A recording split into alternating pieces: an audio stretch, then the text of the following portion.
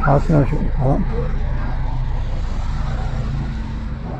دکتر این سرای افشاریان اینجاست. اینجا یه گاراژی بود.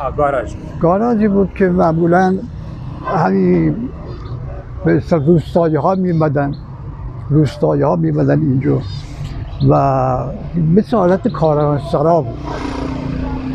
انقدر ماشین نبود که مثلا برسه، تک تک ماشین میرفتن توی گاراژی. بعدش هم روستایی ها چند تا اتاق بود که میبینن شب بیتوته میکردن اینجا میخوابیدن و همین بنام سرای موشی، سرای افشاریان بهش. اینجا عطاری بود به نام حاج محمد حسین سلطان که میبدن اهالی محل برای امراضشون گیاهای دارو میگرفتن و گیاه دارویی هم که استخدوس بود، سنبولتیپ بود، دیگه به شما که عرض کنم چیزا دیگه، ادویجات مختلف، زردچوبه، فلفل و زنجبیل، این از اینجا میگرفتن. ایشون هم خدا رحمتشون کنه بسیار آدم با انصافی، دینداری و متعهدی بودن و الان بچه هاشون فکر میکنم اگر که برید مصاحبه کنید میتونید همین تاریخ تأسیس اینجا رو بپرسید و همین از بچه هاشون میتونید، من فکر میکنم یه مقداری بتونید از این صحبت کنید. یک کوچه بود که انتهاش دبستانی بود به نام دبستان خیام. تمام مدیراش همش خانم ها بودن. مدیرش و معلماش زن بودن و خانم، حالا یادم بیاد ببخشید که خانم پسران مدیریت اینجا رو داشت و بعد مثل پله میخود میرفت پایین، گود بود و سمت. البته در جدیده، در قدیمش به این فرم نبود، اینم نبود. اینجا فقط یه دره داشت که ما میرفتیم پایین، یه اتاق جلو بود که اتاق مدیر مدرسه و ناظم مدرسه. من تا 3 کلاس اینجا بعد از اینکه از مدرسه فرهنگ اومدم به اصطلاح پیش دبستانی رو گذروندم، 3 کلاس ابتدایی توی این مدرسه گذروندم که اینجا خانم ها معلمم بودن، حالا اسمشون فراموش کردم، ولی یه حیات بزرگی داشت و چند تا اتاق سمت غرب و سمت شرقش هم اتاقای مختلفی بود. این هم اینجا مدرسه خیام بود.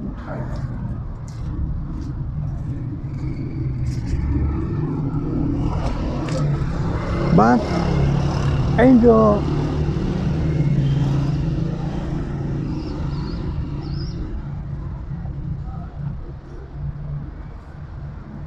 باز یه خونه بود که میگفتن خانه حاج غریب خان فعلی که یه مقدار طبیله بود و که اسب‌های قوام رو نگه می‌داشتن اینجا.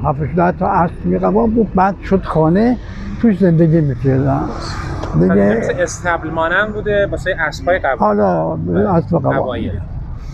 چون بعضی خونه‌های توی محله قوام و دروازه سعدی اینجا اسب نگه می‌داشتن، 10 تا 25 تا اسب نگه می‌داشتن و افرادی هم که به اصطلاح اسب‌های اینا رو همش متعلق به قوام بود، چون قوام هم وقتی لشکرکشی می‌کرد از همین اسب‌های مختلف که به خونه بود استفاده می‌کرد. اینا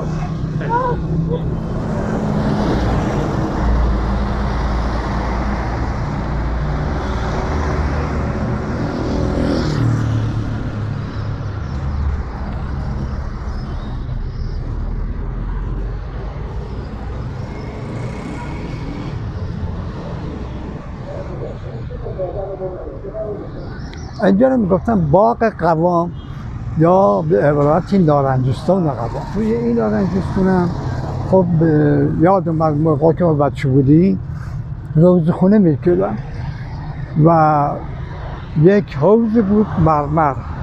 یه حوض مرمر رو پر از پالیده و عرق بهار نارنج که از خود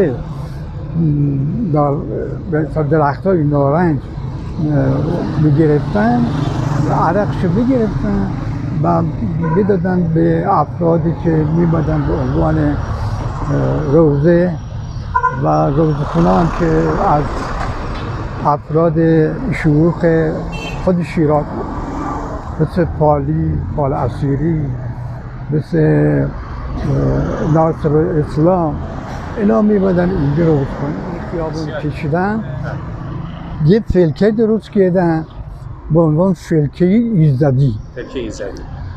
ایزدی یه سرهنگی بودن که مال شهربانی و خونهشون همین نزدیکا بوده و این فلکه رو به اسم ایشون گذاشتن، ولی بعدها که مصدق اومد نفت ملی شدن و اون چیزا، اینجا رو خود ملت شیراز به اسم فلکه مصدق گذاشتن که بعد دوباره بعد از 28 مرداد زمانی که به اصطلاح انقلاب سفید شاه بود 6 بهمن گذاشتن فلکه 6 بهمن. درست. و حالا هم نمیدونم اسم چی هست، هنوز معلوم میگن فلکه مصدق. و هنوز ملت میگن فلکه مصدق. این کوچه با همین عرض و طول بودش؟ همین حال و همین فرم این کوچه بوده. آبی که از کنم خدمتون میمد توی آبانبار یه مقدار دیگه‌ش هم میمد میرفت تا همین خونه ها، تا همین مدرسه که گفتم مثل خیام، بعد میمد تو نارنجستان قوام، تو خونه موزه قوام یا خونه قوام، بعد بین در قوام و خونه قوام یک به اصطلاح دالون کوچیکی بوده که از این خونه میمدن توی باغ قوام. اون تونله رو میگی؟ بله. احسن. تو باغ قوام. بعد اینجا هم زیر لوله کشی بود، مثل لوله های سفالی بود. درست یک کم پایین‌تر از خونه قوام یک سنگی بود گرد، سنگ به اصطلاح گندمی بود بهش میگفتن و آب عزیزی میمد توی این تنوره، باش میگفتیم تنوره، و از این تنوره با دوباره آب حرکت میکرد تا اون انتهایی که خونه هست که یه خود باید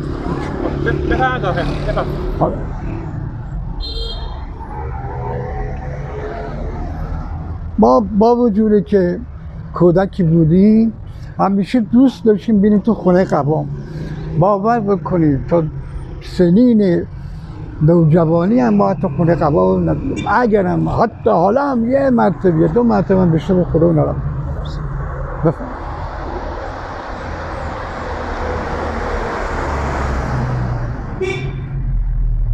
این تاقنما همش به همین طور بوده. آب از زیر میمده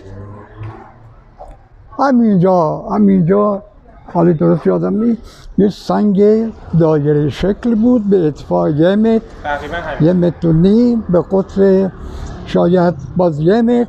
یه سنگ مرمر نبود ولی مرمریت بود، سنگ بزرگی بود که اینجا آب از زیر میمد اینجا با میشه تنوره، باز از اینجا حرکت میکرد میرفت اون ساختمون هست که سمت چپ کوچه اونجا میرفت اینجا با چیز بود، نارنجستان بوده یا میرفته تا اون زیر تاق ساعت و اونا که اونم خدمت هم و این سنگو وقتی این کوچه رو دیگه بدن صافش کردن این سنگو بردن انداختنش کجا؟ تو جلو بیمارستان شیراز بیمارستان شهید بهشتی مدت‌ها بودش، بعد دیگه نمیدونم کجا رفته توش.